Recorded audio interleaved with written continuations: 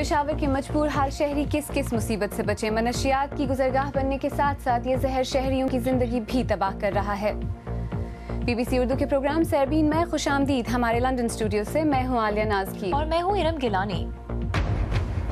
पाकिस्तान में इंसदाद मनशियात का आलमी दिन मनाने के लिए टनों मनशियात को तो जलाया गया, मगर नशे के आदी अफराद जिस आग में जल रहे हैं, क्या उसे बुझाना भी इतना ही आसान है? ये बहुत गलत चीज़ है, हमारे दुश्मन को भी नहीं लगा ये चीज़। हमने गलती की है, हमसे गलती हुई है, हम अपनी गलती मानते हैं। पाकिस्तान के 4 बड़े शहर शिद्दत पसंद हमलावरों की जद में हमलों में 14 अफराद हलाक और सिंध हाई कोर्ट के जज समेत मुतादिद जख्मी। इन मौज़ूआत के साथ साथ प्रोग्राम में ये भी शामिल रहेगा। इंडिया में 40% बच्चों की नशोनुमा मुनासिब खुराक न मिलने की वजह से मुतासिर। हुकूमत का वादा कि मुल्क में मौजूद लाखों मन अनाज के इजाफी ज़खायर गरीब आवाम तक पहुँचाए जाएंगे। और हमारे हफ्तावार सिलसिले क्लिक में देखिएगा, कंप्यूटर हकीकत और तस्वुराती दुनिया के दरमियान फासले कैसे मिटाता है।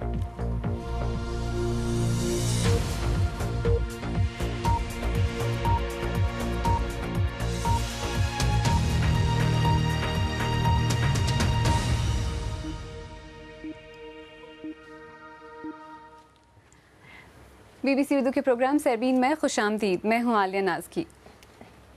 इंसदाद मनशियात के आलमी दिन के मौके पर पाकिस्तान के मुख्तलिफ शहरों में हुक्काम के मुताबिक अरबों रुपए की मनशियात को नजर आतिश किया गया।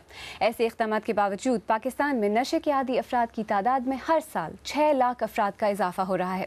खैबर पख्तूनख्वा के शहर पेशावर में कुछ अरसे पहले तक नशे के आदी अफराद खैबर एजेंसी की सरहद के करीब कारखानों मार्केट के सामने देखे जाते थे, लेकिन अब ये अंदरूनी शहर तक फैल चुके हैं। पेशावर से अजीजुल्लाह खान। मोहम्मद हयात 10 साल से नशा कर रहा है। मुआशी मसाइल की वजह से वो एक माहिर मिस्त्री से अब शहर में कचरे से कागज़ चुनकर कुछ पैसे कमाता है, जिससे वो अपना नशा पूरा कर लेता है। बीवी बच्चे उसे छोड़कर जा चुके हैं और उसके पास अब सिर्फ पछतावा रह गया है। वापस अपनी ज़िंदगी पे आना चाहते हैं कि ये बहुत गलत चीज़ है, हमारे दुश्मन को भी नहीं लगा ये चीज़। हमने गलती की है, हमसे गलती हुई है, हम अपनी गलती मानते हैं। पेशावर में अब ये लोग चर्स या हीरोइन ही नहीं बल्कि कीमियाई अज्जा से मिलावट शुदा हीरोइन को नशावर अद्वियात के साथ मिलाकर इंजेक्शन की सूरत में इस्तेमाल करते हैं। मकामी लोगों का कहना है कि नशे के आदी अफराद की तादाद में मुसलसल इजाफा हो रहा है। बच्चे तबाह हो रहे हैं लोगों के, इतने बच्चे रात को आप आए यहाँ पर देखें लाइन लगी हुई है, ओ सिर तक लाइन लगी, उधर चले जाए, नहर पर चले जाओ, उधर चले जाओ, सब तबाह हो गए, गर्क हो गए, कौम तबाह हो गई है। नशे के आदी अफराद के इलाज और उनकी बहाली के लिए सरकारी सतह पर तो कोई खास इकदामात नजर नहीं आ रहे। गैर सरकारी तंजीम काम तो कर रही है, लेकिन तंजीम की सरबराह परवीन आजम खान के मुताबिक उनके पास वसाइल की कमी है। तादाद बढ़ती जा रही है। बहुत से लोग हैं जो हमारी वेटिंग लिस्ट के ऊपर है, कोई 20-30 हज़ार तो हमारे पास वेटिंग लिस्ट पे है। अब उनकी बारी आएगी 10 साल में, 20 साल में, ये मैं नहीं कह सकती हूँ, इसलिए कि इस वक्त हमारे पास जो है गुंजाइश जो है 450 की है। दोस्त फाउंडेशन में इस वक्त लगभग 40 बच्चे ज़ेरे इलाज हैं। चंद माह पहले तक 13 साला तारिक शाह यहाँ ज़ेरे इलाज रहा है। तारिक शाह ने बताया कि दोस्तों के साथ बैठ कर वो नशे का आदी हुआ, लेकिन अब वो तंदुरुस्त है। जब बड़े लोग ने सिगरेट पिया है और उसने नीचे गिराया है, मैंने उसको उठाया है, पिया है। हम ऐसा सिगरेट से बाद चरस के बाद अरेस्टोविल कैप्सूल, और अभी जब नशा नहीं करूँगा हर चीज़ का ख्याल लगता है, हर चीज़ का, बदन की भी अभी ख्याल लगता हूँ क्योंकि मैं कितना कमज़ोर हो गया और ये हो गया। पुलिस हुकाम का कहना है कि पेशावर शहर मनशियात की आलमी सतह पर स्मगलिंग के रास्ते पर वाक़ है और इसकी रोकथाम के लिए पाक अफगान सरहद से लेकर पेशावर शहर तक तैनात तमाम कानून नाफिज करने वाले इदारों को काम करना चाहिए। जहाँ तक اس بات کا تعلق ہے کہ شہر کے اندر جو ملاوٹ شدہ سرنجز اور منشیات اور دیگر جو مشکوک اشیاء ہیں جو کہ نشے میں استعمال ہوتی ہیں، تو یہ ہمارے نوٹس میں آیا ہے. کچھ لوگوں کو ہم نے شہر کے اندر سے گرفتار بھی کیا ہے. کچھ سٹورز جن پر اس طرح کی اشیاء بک رہی تھیں ان کو ہم نے سیل بھی کیا ہے. تو اس میں بھی انشاءاللہ ہم مزید کام کریں گے اور مزید توجہ دیں گے. سرکاری سطح پر منشیات کو آگ لگانے کی تقاریب سال میں ایک آدھ بار منعقد کر دی جاتی ہیں، لیکن عملی طور پر منشیات کے انسداد کے لیے کہیں کوئی کام نظر نہیں آتا. شہر میں تعلیمی اداروں اور یہاں تک کہ انسداد منشیات کے دفتر کے قریب بھی منشیات کے عادی افراد کو نشہ کرتے ہوئے دیکھا جا سکتا ہے. جب تک ان لوگوں کو منشیات میسر ہوگی، ان لوگوں کی تعداد میں یوں ہی اضافہ ہوتا رہے گا.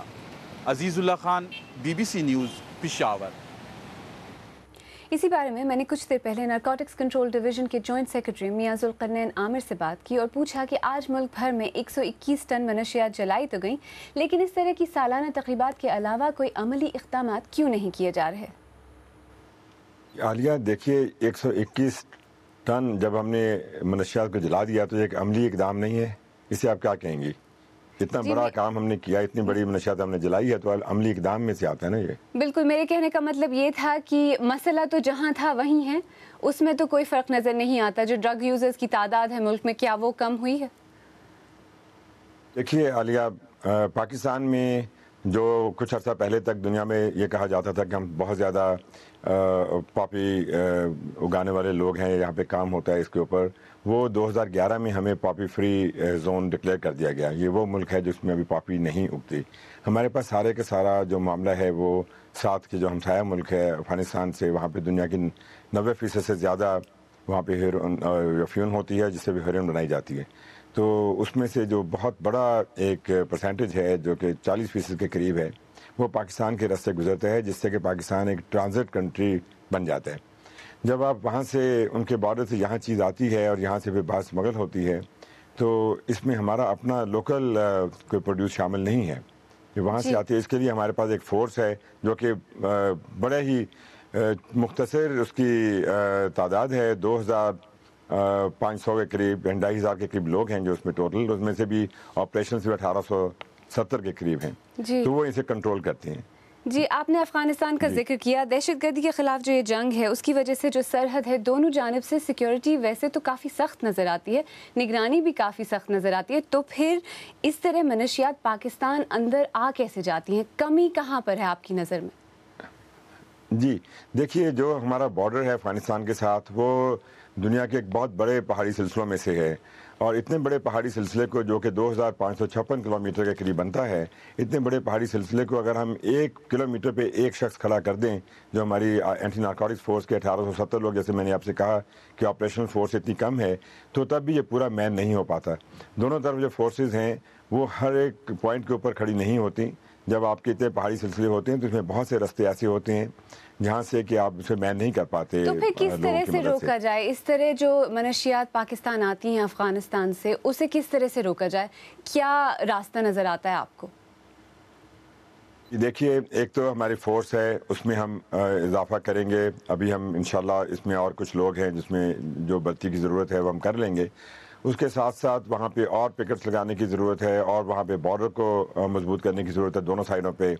اور اس کے علاوہ جو ایک بہت ہی ضروری اقدام ہے وہ ہے کہ جو لوگ استعمال کرتے ہیں، جن کے لیے یہ جاری ہے، آپ کو پتہ ہے سپلائی ڈیمانڈ کا جو مسئلہ ہے، ڈیمانڈ ختم ہوگی تو سپلائی کم ہو جائے گی.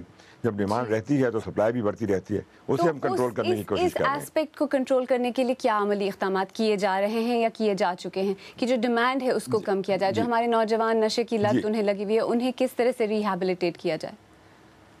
جی، بہت عمدہ سوال آپ نے کیا. جو ڈرگ ڈیمانڈ ریڈکشن ہے، اس میں ہماری اس حکومت نے بہت ایک عمدہ قدم اٹھایا ہے، جو کہ منسٹری کے اندر، جو ہماری interior and narcotics control ministry ہے، اس میں نارکوٹکس کنٹرول ڈویژن میں ایک ڈرگ ڈیمانڈ ریڈکشن سیل قائم کیا گیا ہے، جو کہ پروجیکٹ کی صورت میں بنا ہے، جس میں ہم بہت سا کام ہم کر رہے ہیں.